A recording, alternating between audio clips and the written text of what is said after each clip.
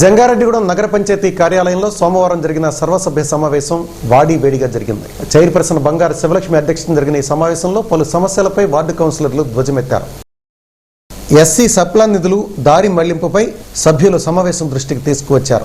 SC sub plan నిధులు ఎస్సీలు ఉన్న ప్రాంతాల్లో కాకుండా వేరే ప్రాంతాల్లో వినియోగిస్తున్నారంటూ వార్డు కౌన్సిలర్లు పసుమర్తి రమాదేవి సమావేశం దృష్టికి తీసుకువచ్చి సమావేశం నుంచి వాకౌట్ చేశారు. కౌన్సిల్ అంటే వాల్యూ లేనప్పుడు మీరు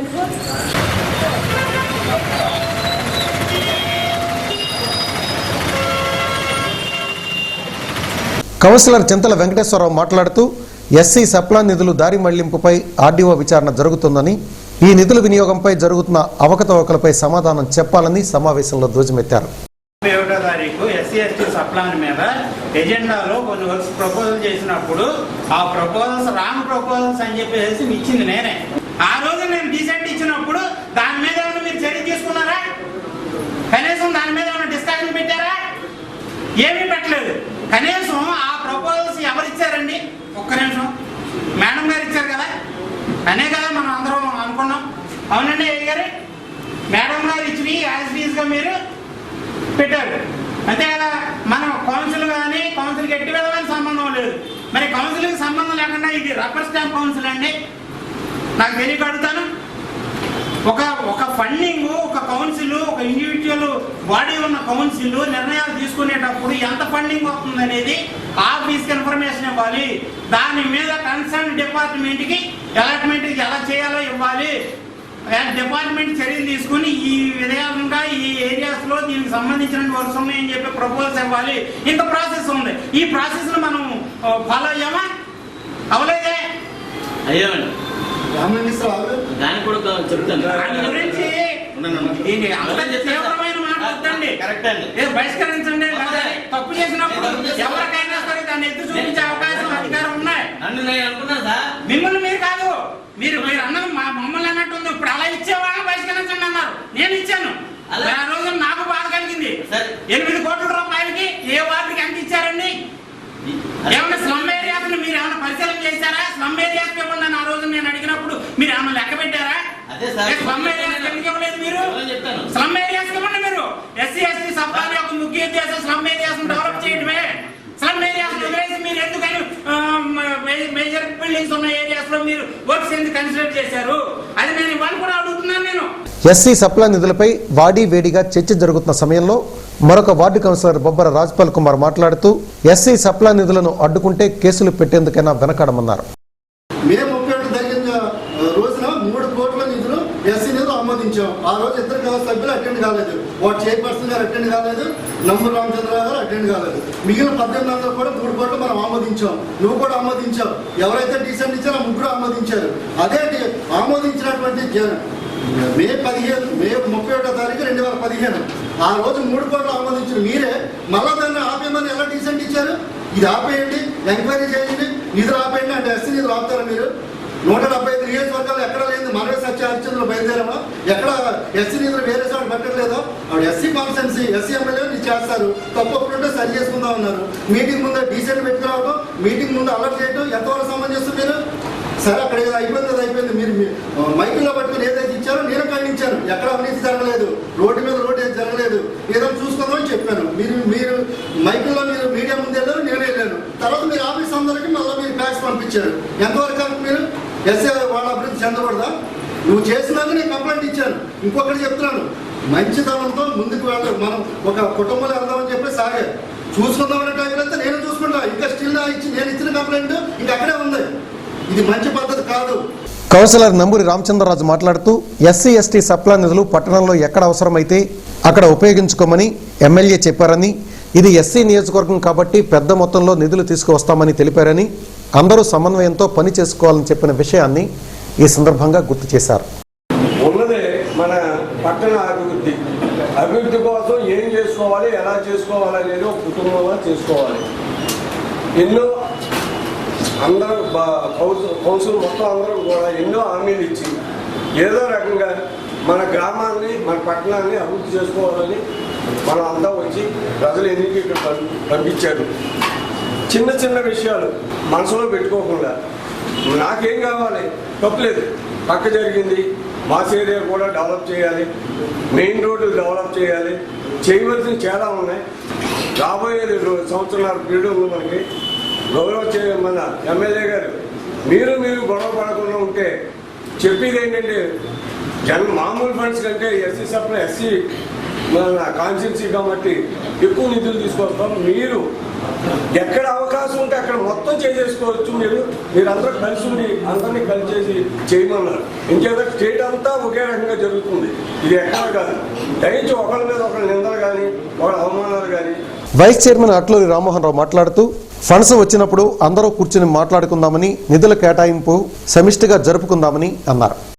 మాట్లాడిన ముందు ఫండ్స్ వచ్చే ముందు లేదా వచ్చిన తర్వాత కూర్చోబెట్టి చక్కగా సభ్యులందరూ కూర్చుందామని పెద్ద మనసులను పెద్దలందరూ కలిసి ఒక చిన్న మీటింగ్ కండక్ట్ చేసి ఉంటే ఇలా జరుగుతుంది. ఫ్యూచర్లో మనకు రాబోయేది పూల మార్గం ఉంది, మనకి ఇది ఉంది అని ఈ డీసెంట్లు పెట్టిన తర్వాత వచ్చినాయి కానీ మాటలో ముందులో మేము తెచ్చుకున్నాం, మీరు చేత తిరిగి తెచ్చుకోండి అని ఛాలెంజ్ వేయడం ఒకటి జరిగినాయి.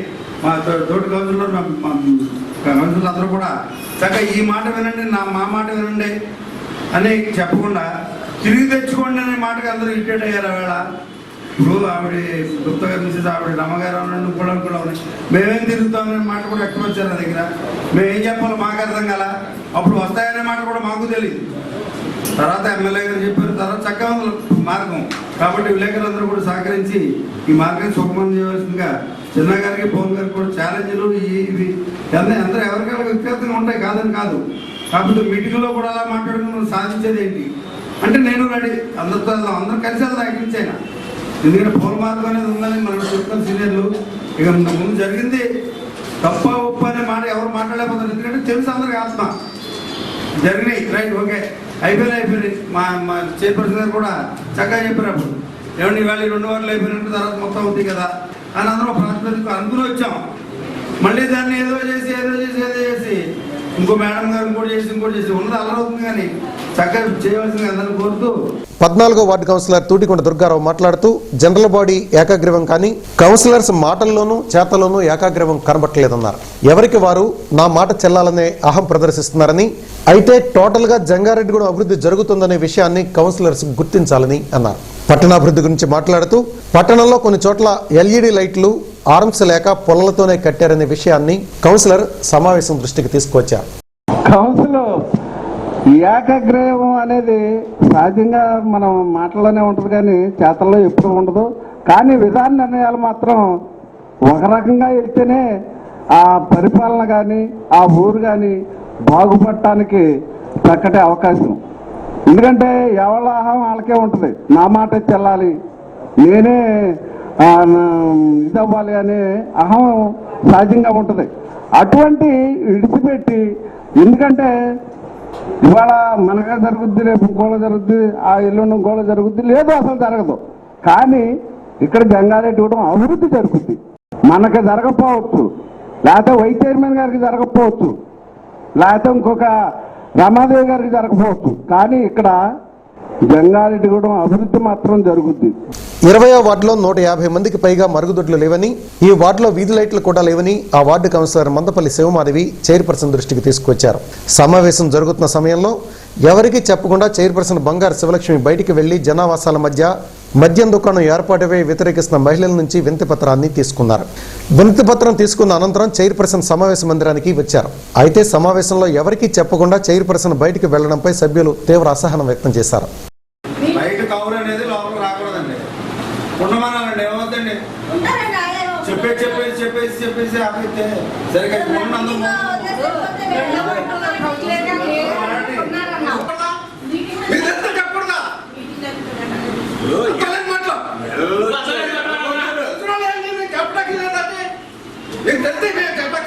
కౌన్సిల్ మీటింగ్ జరిగే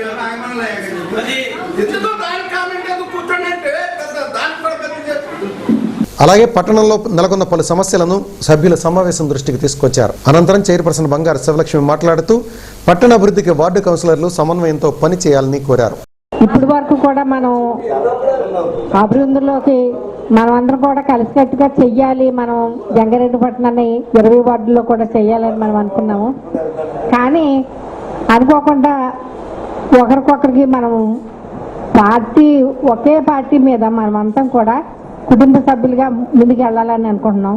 కానీ మనలో మనకే కొంచెం అదేంటంటే దాన్ని ఏమంటారో చెప్పలేను.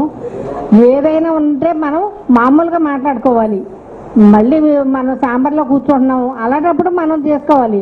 అలా కాకుండా ఈ మీటింగ్ పెట్టుకున్నప్పుడు అందరి సమస్యలు ఇలా మాట్లాడితే ఎంతవరకు సబబు అంటారు?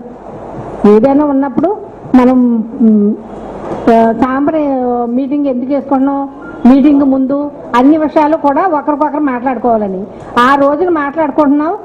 అలాగే అనుకుంటున్నారు, మళ్ళీ లేని మళ్ళీ ఇక్కడ తీసుకొస్తున్నారు. కానీ గౌరవ సభ్యులందరూ కూడా ఇలాగ చేయటం వల్ల అభివృద్ధిలో కుంటిపడతాం.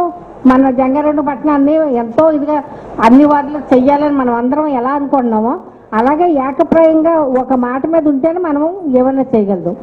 అలాగే ఇప్పుడు మొన్న కూడా ఈ 47 లక్షలకు కూడా ఏమేమి వార్డుకి ఇచ్చారో, మన మేడం గారు ఏమేమి ఇచ్చారో ఆ రోజు కూడా మనం అందరం కూడా కూర్చొని మాట్లాడాం. అవే ఇక్కడికి వచ్చినాయి. వచ్చినప్పుడు మళ్ళీ ఇప్పుడు మళ్ళీ డీసెంట్ అనేది ఎంతవరకు మరి అందరూ ఆలోచించవలసింది. ఈ సమావేశంలో కమిషనర్ సిహెచ్ వెంకటేశ్వరరావు, వార్డు కౌన్సిలర్లు, నగర పంచాయతీ సిబ్బంది పాల్గొన్నారు.